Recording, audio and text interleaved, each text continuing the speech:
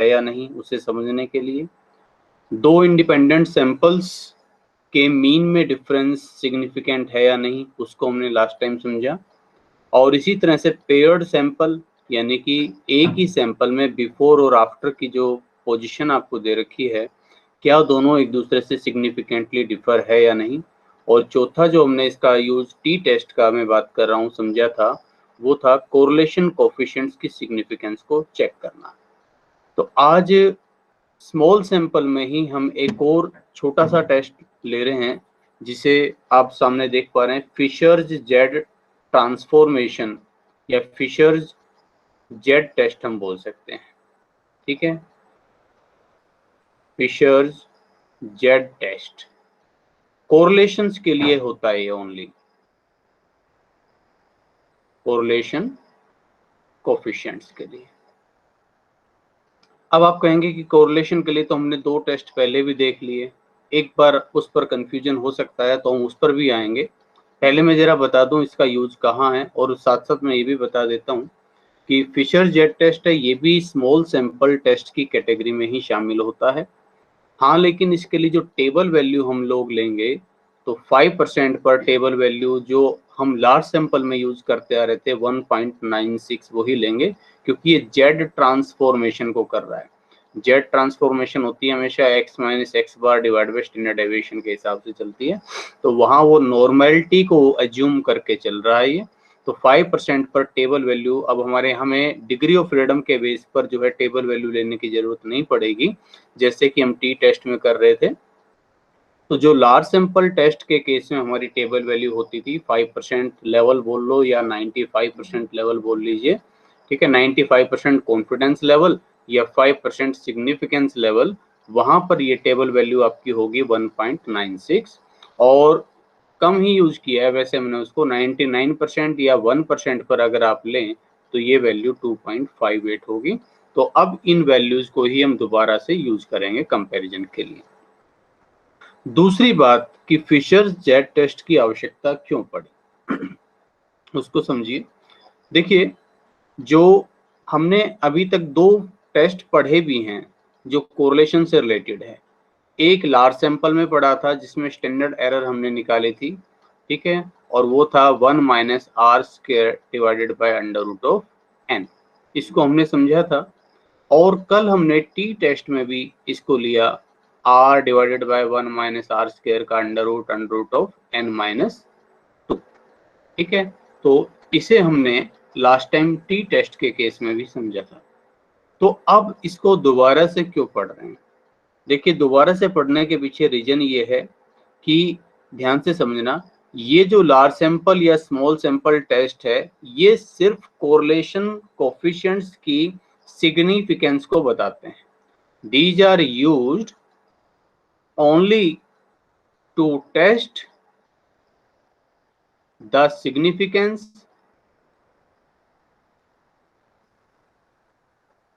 of correlation coefficient. Significance of correlation coefficients, ठीक है।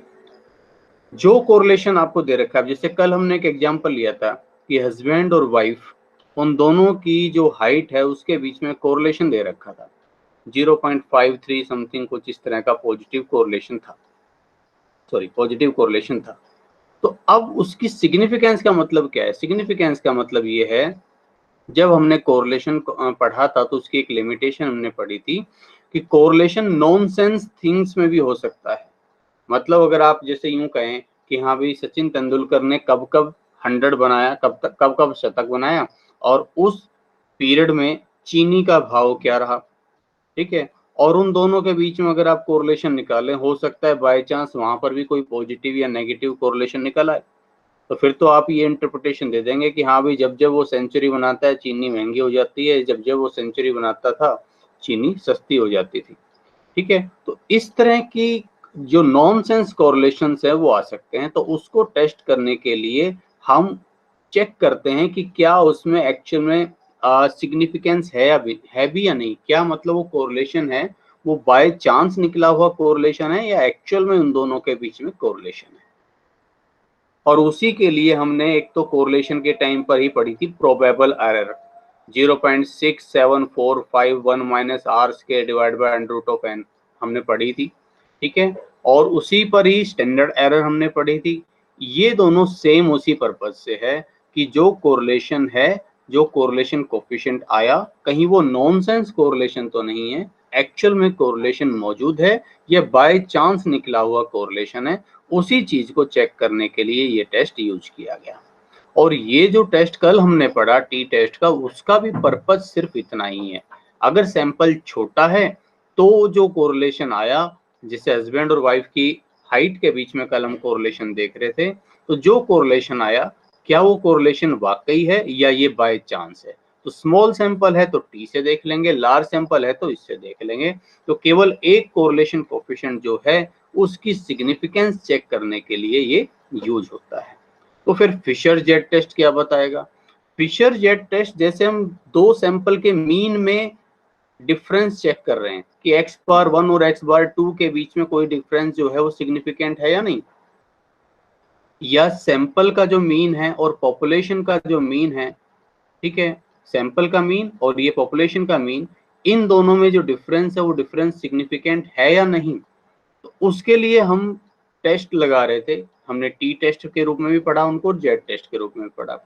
तो इसी तरह के दो कोरिलेशन है दो अलग अलग सैंपल के, क्या उन दोनों के बीच में डिफरेंस सिग्निफिकेंट है या नहीं।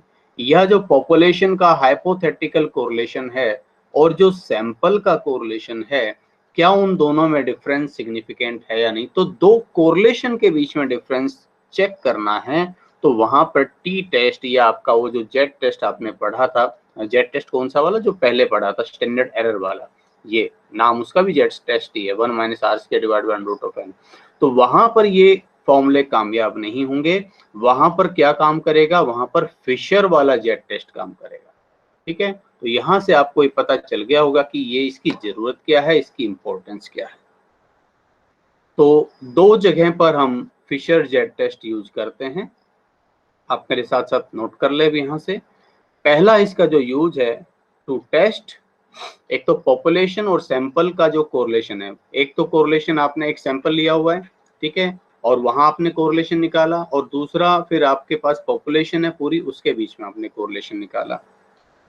और आप ये जानना चाहते हैं कि क्या इन दोनों में जो डिफरेंस आ रहा है वो डिफरेंस सिग्निफिकेंट डिफरेंस है या नहीं। यानी कि एक पूरा ग्रुप है, मान लीजिए जैसे मैंने कहा कि भाई पूरी पॉपुलेशन है, ठीक है, और उसमें मैंने कहा कि भाई बॉयज और गर्ल्स के मार्क्स के बीच में क्या कोरिलेशन मिला, ठीक है। अब आपकी पूरी क्लास में से मैं 20 बच्चों के ग्रुप को निकाल लेता हूँ, 20 लड़के और 20 लड़कियां। क्लास के हिसाब से तो चलो काफी छोटे बात हो जाएगी, मान लीजिए पूरी यूनिवर्सिटी के हिसाब से मैं बात करता हूँ, अपने पूरे डिपार्टमेंट की बात करता हूँ। पूरे कॉमर्स डिपार्टमेंट में मैंने 20 लड़के और 20 लड़कियां ली और उनके मैंने मार्क्स लिए, उनके बीच में कोरिलेशन निकाला। अब उस कोरिलेशन के बेस पर मैं यूं कहना चाह रहा हूं कि इस बेस पर भाई इन दोनों के जो मार्क्स के बीच में मान लो पॉजिटिव कोरिलेशन आ रहा है 0.45, तो मैं भी ये कहना चाह रहा हूं कि इस बेस पर पूरे डिपार्टमेंट, पूरे कॉमर्स डिपार्टमेंट में जो बॉयज और गर्ल्स के मार्क्स हैं उनके बीच में पॉजिटिव कोरिलेशन मिलेगा 0.4 का, 0.45 का, 0.5 का, जो भी मैं क्लेम कर रहा हूं। तो क्या मैं ये क्लेम कर सकता हूं या नहीं?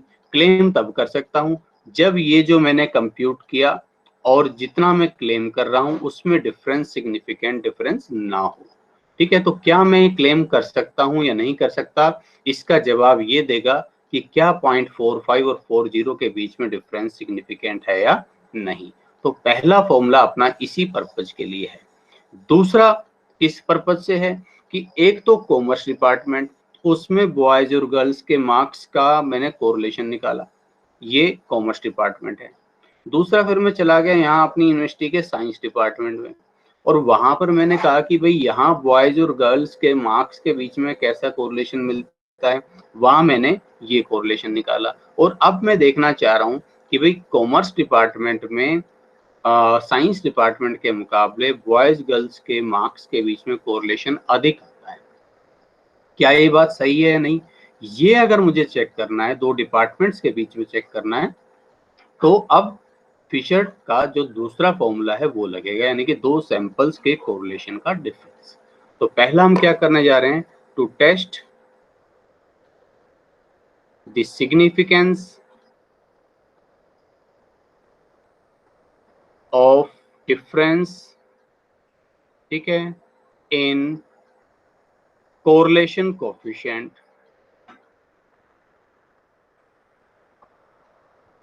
आप लिख दीजिए सैंपल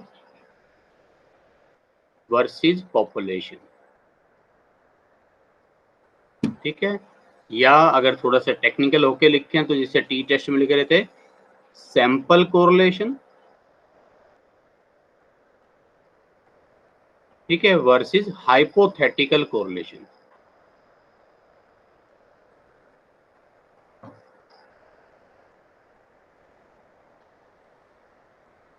हाइपोथेटिकल कोरिलेशन, ठीक है। क्या इन दोनों के बीच में कोरिलेशन जो डिफरेंस है वो सिग्निफिकेंट है, यानी पहले हम इनको डिनोट जरूर कर लें। सैंपल कोरिलेशन को तो हम आर से ही डिनोट करेंगे, स्मॉल आर। हाइपोथेटिकल कोरिलेशन या पॉपुलेशन कोरिलेशन के लिए चाहे तो आप आर पी वर्ड यूज कर लो, आज आर पी टर्म जो भी आपको अच्छी लगे, या सिर्फ पी भी हम यूज कर सकते हैं। अलग अलग बुक्स में अलग अलग तरह की टर्म्स यूज होती हैं, कोई ऐसा फिक्स नहीं है। और मुझे लगता है कि शायद सुविधा के लिए आरपी ज्यादा सही रहेगा। आरपी माने कोरिलेशन पॉपुलेशन वाला, तो हम आरपी टाइप करते हैं, आरपी लेंगे हम यहाँ से। फॉर्मूला क्या होगा इसमें, जेड ट्रांसफर हाई, अच्छा इसमें स्टेप्स क्या रहेंगे, पहला स्टेप हाइपोथेसिस का, दूसरा स्टेप जेड वैल्यू का, ठीक है। यहाँ पर भी जेड वैल्यू सीधे ही आ जाएगी, difference divided by standard error करके आ जाएगी, ठीक है। और तीसरा स्टेप इंटरप्रिटेशन का, तीसरा स्टेप होगा इंटरप्रिटेशन का, ठीक है। और इंटरप्रिटेशन के लिए टेबल वैल्यू 1.96 या 2.58 रहेगी, depends on your level of significance. 5% लेते हो तो 1.96 और 1% लेते हो तो 2.58। तो जेड वैल्यू किस तरह से निकलेगी, यहाँ जेड वैल्यू होगी इसकी जेड माइनस, ये एक टर्म्स ग्रीक लेटर हम यूज कर रहे हैं, ठीक है, इसे बोलेंगे एप्सिलिन,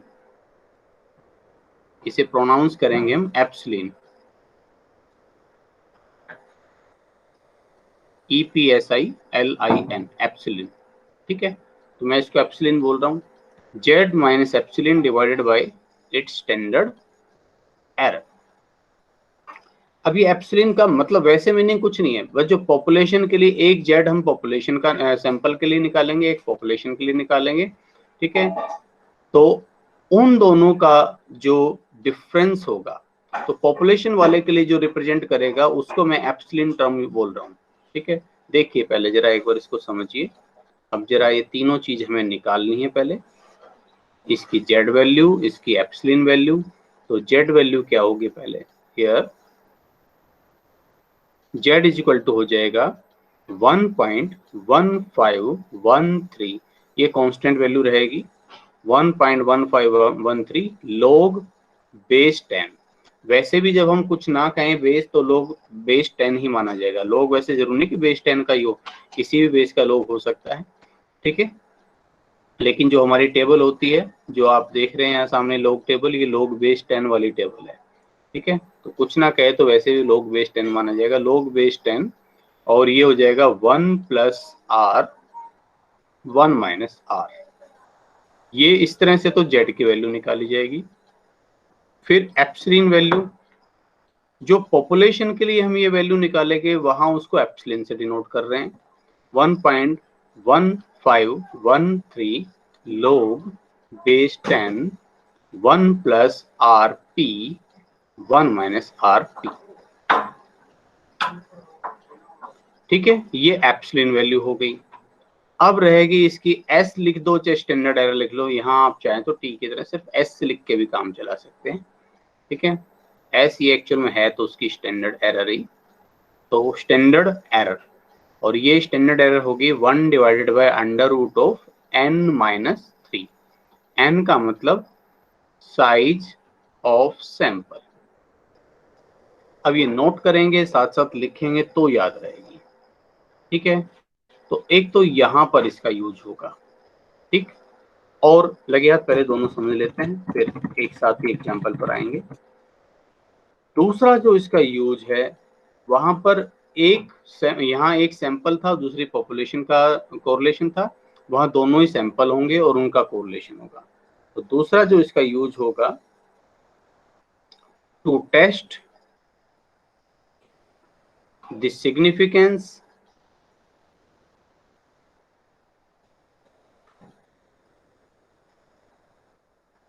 ठीक है, सिग्निफिकेंस किसकी सिग्निफिकेंस, ध्यान रखो सिर्फ कोरिलेशन की सिग्निफिकेंस लेनी है तो टी टेस्ट या जो लार्ज सैंपल वाला टेस्ट। दो कोरिलेशन के डिफरेंस में सिग्निफिकेंस चेक करनी है तो जेड फिशर का Z test. To test the significance of difference in correlation coefficients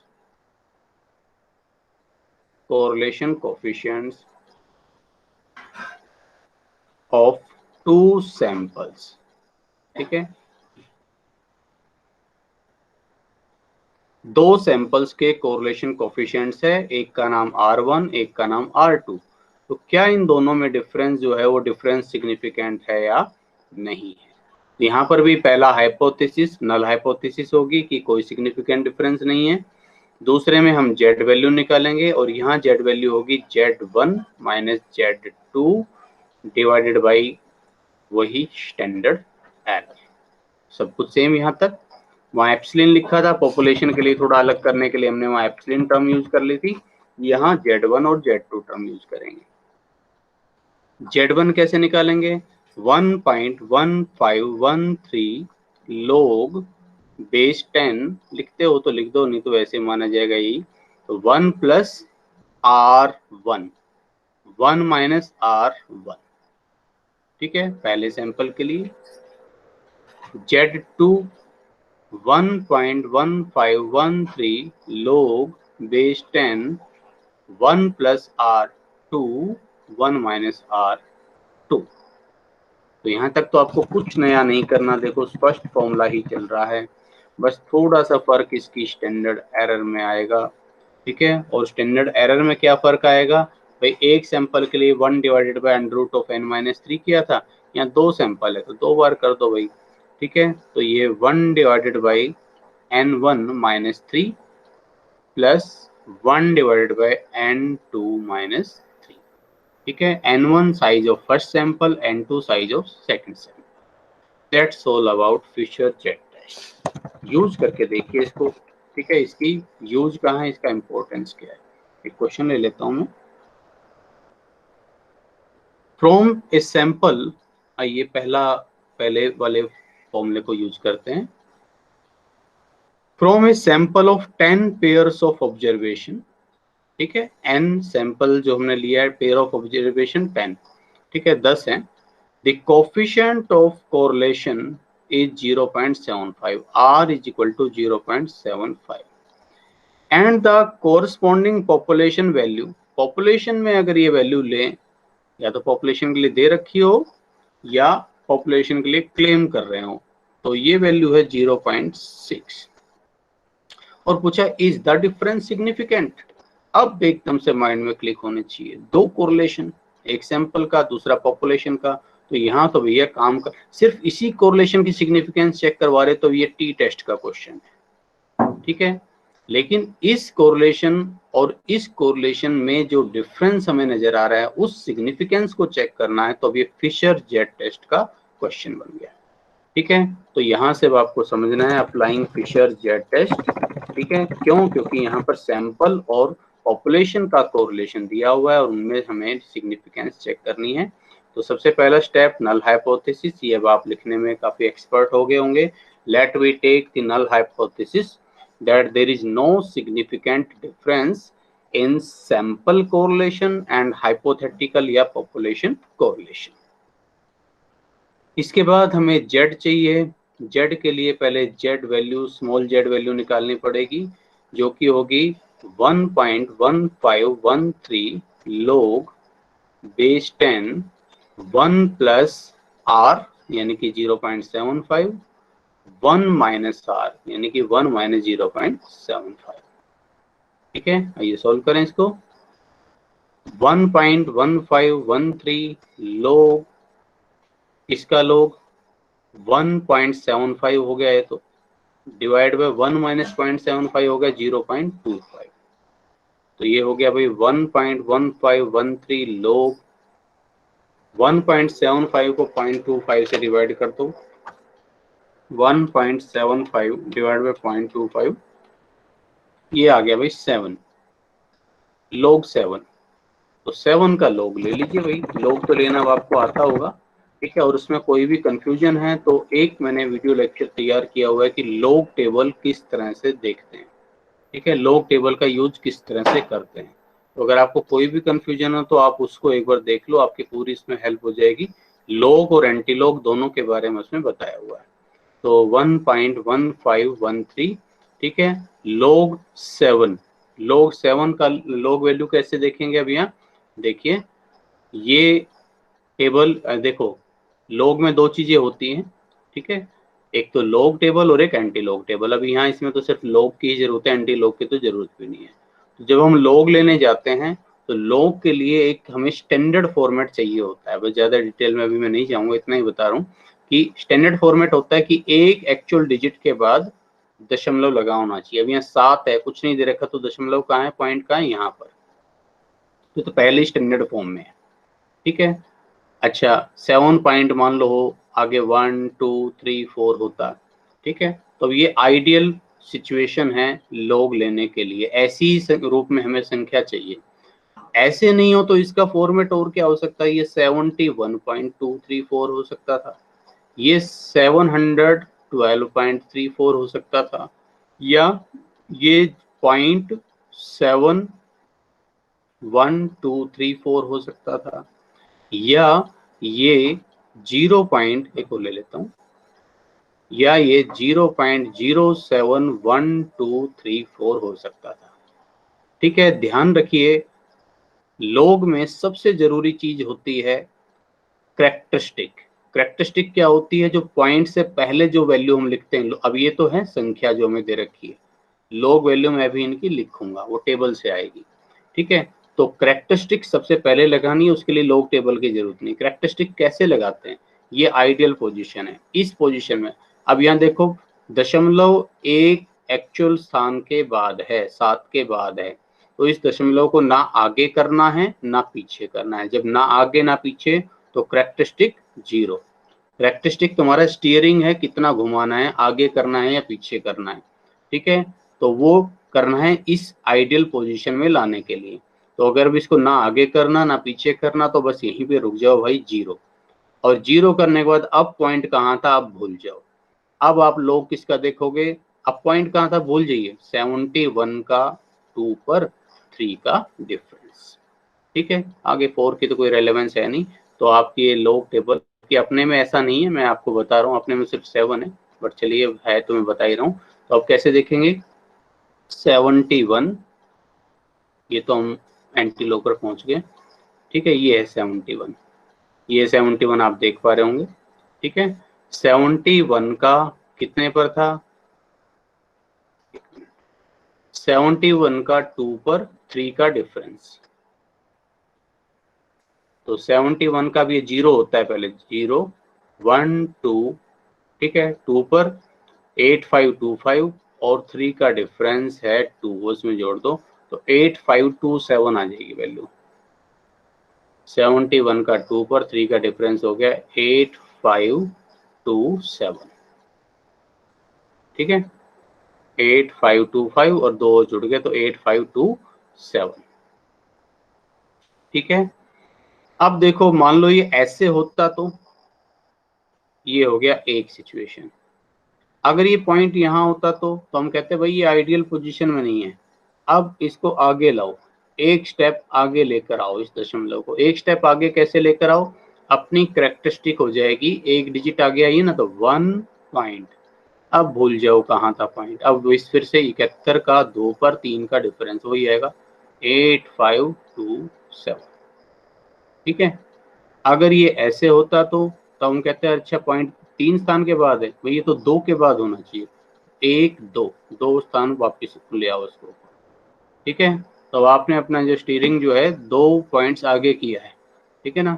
तो अब यहाँ लगा दो 2 और अब आगे भूल जाओ उसको।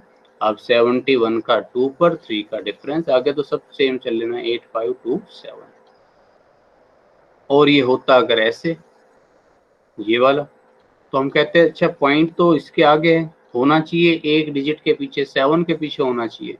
तो अब क्या करूं भाई मैं, अब एक डिजिट मुझे पीछे जाना है, पीछे जाना है तो मैं कर दूंगा इसको माइनस का। अब आगे माइनस लगा है तो पूरा माइनस हो जाएगा, इसलिए सिर्फ कैरेक्टरिस्टिक माइनस करनी है, इसलिए मैं लिखूंगा इसका लोग कैसे 1 बार। 1 बार का मतलब ये हो जाएगा माइनस, क्योंकि एक डिजिट हम पीछे आ रहे हैं। 1 बार पॉइंट, अब आगे भूल जाओ, 71 का 2 पर 3 का डिफरेंस वैसे ही लिखा जाएगा, ठीक है। कितना आएगा 8 5 2 7। और अगर ये यहाँ होता तो हम कहते हैं अच्छा 1 2 2 डिजिट पीछे लाना है भाई, 1 और 2, ये 2 डिजिट यहाँ आएगा तब बात बनेगी। तो 2 बार पॉइंट, अब फिर से इसको पॉइंट को भूल जाओ कहाँ था, और 71 का 2 पर 3 का डिफरेंस 8 5 2 7, ठीक है। तो इस तरह से लोग देखते हैं। तो इतना डिस्कशन काफ़ी है ये समझाने के लिए कि अब इसका लोग क्या आएगा, 7 का लोग कैसे देखोगे। तो आइडियल सिचुएशन 7.0, मतलब एक डिजिट के बाद पॉइंट है ही, तो 0 पॉइंट, और अब पॉइंट को भूल जाओ। तो अब लोग देखने चलो, लोग में आप देखोगे शुरू ही लोग तो 10 से होता है, टेबल 10 से शुरू होता है। तो इसलिए अगर मैं यहाँ पीछे एक 0 लगा भी दूं तो क्या फर्क पड़ता है, आप पॉइंट को तो भूल ही जाते हैं। तो 70 का 0 पर देख लो बस। अब आप 70, ये 70 रहा, 70 का 0 पर है 8451, तो लिख दो भाई 8451, ठीक है। शायद अगलों पर हमें इतना टाइम ना लगाना पड़े। 1.1513 मल्टीप्लाई 0.8451, इट कम्स 0.9729, 9729, 973 भी कर सकते हो आप चाहें तो, अप्रोक्स करें तो ये तो भाई मैंने क्या निकाला, ये मैंने सैंपल के लिए जो जेड निकाला करते हैं वो वैल्यू निकाली। उसके बाद मुझे चाहिए एप्सिलॉन, पॉपुलेशन के लिए सेम यही काम, 1.1513 log बेस 10 और 1 plus R P 1 minus R P, 1.1513 log base 10, R P कितना था, पॉपुलेशन वाला था भाई 0.6, तो 1 प्लस 0.6 1 माइनस 0.6, तो 1.1513 लोग बेस 10, बार बार से लिखो या मत लिखो, अगर कंफ्यूजन होता है लोग लिख दो बस।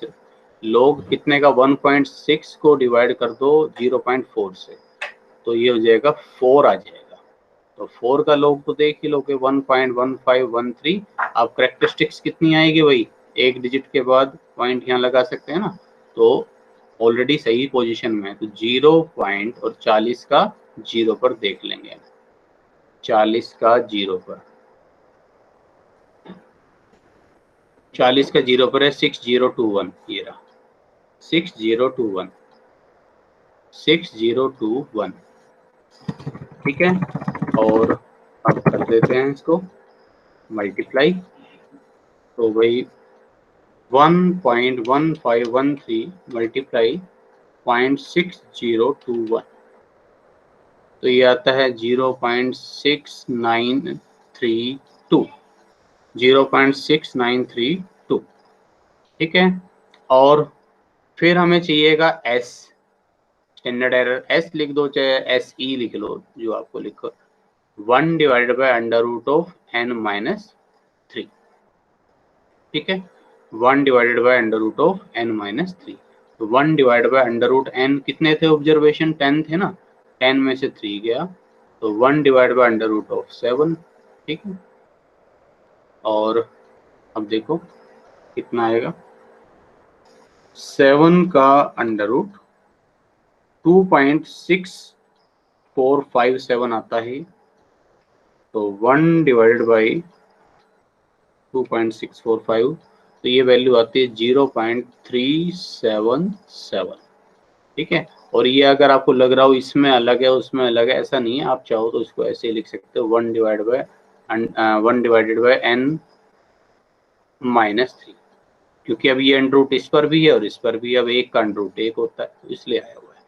ठीक है, दो वाले में तो हम कैसे लिखते हैं, ये प्लस 1/n -3, ये n1 ये n2, ऐसे किया करते हैं ना। तो ये भी है वही फॉर्मूला, लेकिन अब क्योंकि अब अकेला ही सैंपल है तो 1 का अंडर रूट 1 हो गया, इसलिए इसको ऐसे लिख देते हैं।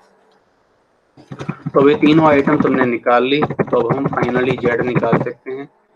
जेड क्या था अपना, कैपिटल जेड वैल्यू थी small Z minus epsilon divided by S या एस ई, जो भी पूरा लिखे। तो जेड जेड हमने अभी निकाला ऊपर 0.9729, 0.9729, और एप्सिलॉन वैल्यू हमने निकाली 0.6932, 0.9729, और एप्सिलॉन वैल्यू हमने अभी कंप्यूट की 0.6932 and divided by S standard error 0.377। ठीक है, तो कितना आता है जरा कंप्यूट कर लें। 0.973 माइनस 0.69 डिवाइडेड बाई 0.377, ये वैल्यू आती है भाई 0.743 आती है, लगभग 0.743। ठीक है, अच्छा अब कंपेयर करो टेबल वैल्यू या क्रिटिकल वैल्यू एट 5%, कितनी है 1.96। ये अब हमें चेक करने की जरूरत नहीं है। ठीक है, टी टेस्ट पर तुम डिग्री ऑफ फ्रीडम से देख रहे थे, तो अब क्या लिखोगे, computed value 0.743 is less than table value 1.96 at 5% level of significance, so the difference is not significant. ठीक है, और इसका मतलब हम कह सकते हैं कि जो हमारा सैंपल का कोरिलेशन है 0.75 और जो पॉपुलेशन का कोरिलेशन है, उन दोनों में डिफरेंस सिग्निफिकेंट डिफरेंस नहीं है। ये इंटरप्रिटेशन हम देंगे। ठीक है, ठीक इसी तरह से बिल्कुल क्वेश्चन आते हैं जहां आपके पास दो सैंपल्स, तब क्या करेंगे। एक उसको भी ले लेते हैं, एक छोटा सा क्वेश्चन। एक कोरिलेशन है, दो सैंपल है, एक सैंपल में आइटम है 5, दूसरे सैंपल में आइटम है 12। ठीक है, आइटम का मतलब पेयर्स, और जो कोरिलेशन है R1 0.870, R2 0.560, और पूछा है कि is there significant difference in two correlation coefficient. Again अब माइंड में क्लिक होना चाहिए एकदम से कि दो कोरिलेशन के बीच में डिफरेंस चेक करना है, तो फिशर का जेड टेस्ट लगेगा। और कौन सा लगेगा, दोनों ही सैंपल है अभी, तो इसका मतलब सेकंड फॉर्मूला लगेगा। तो नल हाइपोथेसिस आप लिख ही देंगे कि let we take the null hypothesis that there is no significant difference in two correlation coefficient, दोनों लगभग बराबर हैं। फिर जेड ट्रांसफॉर्मेशन करनी है। जेड ट्रांसफॉर्मेशन के लिए पहले Z1 चाहिएगा 1.1513 log बेस 10 और 1 + 0.87 और 1 - 0.87, तो 1.1513 log 1.87 को डिवाइड कर दो 0.13 से। 1.1513 log 1.87 को अब मैं डिवाइड कर रहा हूँ 0.13 से। 1.87 डिवाइड बाई 0.13, ये आता है 14.38।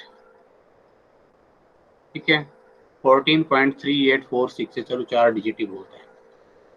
चलिए अब इसका हमें लेना है लॉग। तो लॉग के लिए पहले चाहिए हमें कैरेक्टरिस्टिक, तो 1.1513। ठीक है, अब देखो लॉग वैल्यू कैसे लोगे, ये पॉइंट कहाँ है, 2 डिजिट के बाद, इसको होना चाहिए 1 के बाद। ठीक है, तो क्या करोगे भाई, 1 के बाद होना चाहिए तो 1 डिजिट आगे आएगा 1 पॉइंट। अब 14 का 3 पर 8 का डिफरेंस, इसके बाद पॉइंट को भूल जाओ। 14 14 का 3 पर। अब ये भी कंफ्यूजन हो सकता है ये दो लाइनों में क्यों है और डिफरेंस कौन सा देखें, कोई बात नहीं।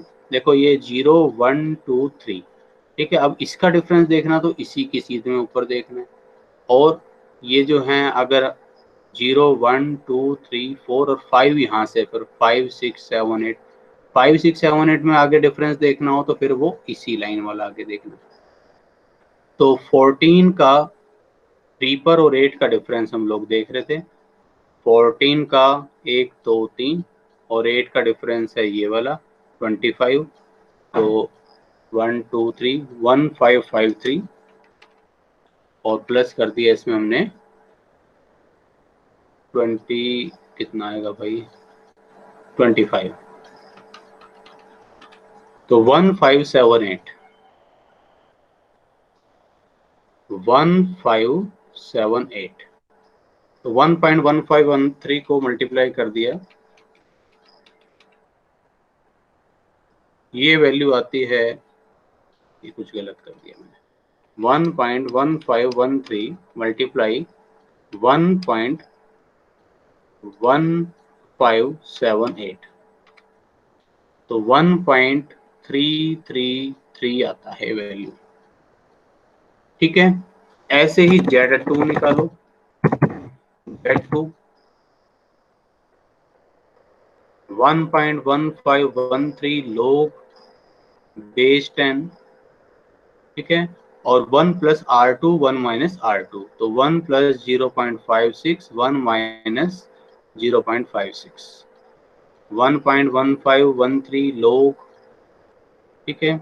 1.56 डिवाइड कर दो 0.44 से, 1.56 डिवाइड किया 0.44 से, तो ये आता है 3.54, 1.1513 log 3.5454, ठीक है। log लीजिए 1.1513, और कैसे लेंगे भाई, ये पहले ही स्टैंडर्ड फॉर्मेट में एक डिजिट के बाद है, तो 0 पॉइंट, अब 35 का 35 का 4 पर और 5 का डिफरेंस 35, ठीक है। 35 का इस पर था भाई, 35 का 4 पर 5 का डिफरेंस था, 34 का 5 पर 4 पर 1 2 3 4 5 3 डबल 6 और 5 पर डिफरेंस था इसका 6, तो 5372, 5372 ये लोग वैल्यू होगी। तो 1.1513 मल्टीप्लाई 0.5372, ये आता है 0.6185। अब चाहिए हमें स्टैंडर्ड एरर इसकी, ठीक है। स्टैंडर्ड एरर क्या थी, वो थी under root 1 divided by n1 minus 3 plus 1 divided by n2 minus 3। तो चलिए भाई, पहले सैंपल में कितनी आइटम है 5, 1 divided by 5 minus 3, 1 divided by 12 minus 3, 1 by 2 plus 1 by 9, 1 divided by 2, 1 divided by 9, और इसका मैंने टोटल किया, फिर मैंने किया अंडर रूट, तो ये वैल्यू आती है 0.7817, ठीक है। और अब निकाल दो इसमें जेड वैल्यू, ठीक है। कैपिटल जेड वैल्यू क्या होती है, Z1 minus Z2 divide by standard error, ठीक है। Z1 कितना है 1.333, 1.333, Z2 कितना है 0.6185, प्लस माइनस को यहाँ भी इग्नोर करते हैं, 0.7817 से डिवाइड करो, तो 1.333 -0.6185 डिवाइडेड बाई 0.7817, तो ये वैल्यू आती है 0.914। अगेन ये वैल्यू काफ़ी कम है। जो आपकी 5% पर वैल्यू थी 1.96, उसके कंपैरिजन में ये वैल्यू काफ़ी कम आती है। ठीक है, थोड़ा बहुत अगर कहीं अप्रोक्सीमेशन की वजह से थोड़ा फर्क रह गया हो कैलकुलेशन में, तो वो आप एक बार जरूर चेक कर लेना। तो बाकी मेथड ये है। तो जो कंप्यूटेड वैल्यू है वो टेबल वैल्यू 1.96 जो कि 5% लेवल पर हम चेक करते हैं उससे कम है, तो इसलिए नल हाइपोथेसिस एक्सेप्ट की जाती है। इट मींस दोनों सैंपल्स के कोरिलेशन कोएफिशिएंट में कोई डिफरेंस नहीं है। तो ये फिशर का जेट टेस्ट है। आपको कंफ्यूजन ना हो इसलिए मैं थोड़ी सी एक समरी रूप में एक बात लिख रहा हूँ, वो जरा आप नोट कर लें, आपके एग्जाम के पॉइंट ऑफ व्यू से काम आएगा, कंफ्यूजन नहीं होगा। ठीक है, उसमें मैं लिख रहा हूँ कि पहली बात, only one correlation coefficient is given, केवल एक कोरिलेशन कोएफिशिएंट गिवन है और n इज ग्रेटर देन 30।